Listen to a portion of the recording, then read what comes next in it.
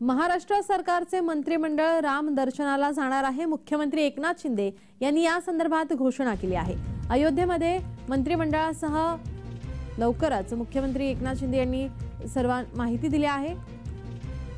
संपूर्ण मंत्रिमंडळ हे रामाच्या दर्शनाला जाणार आहेत।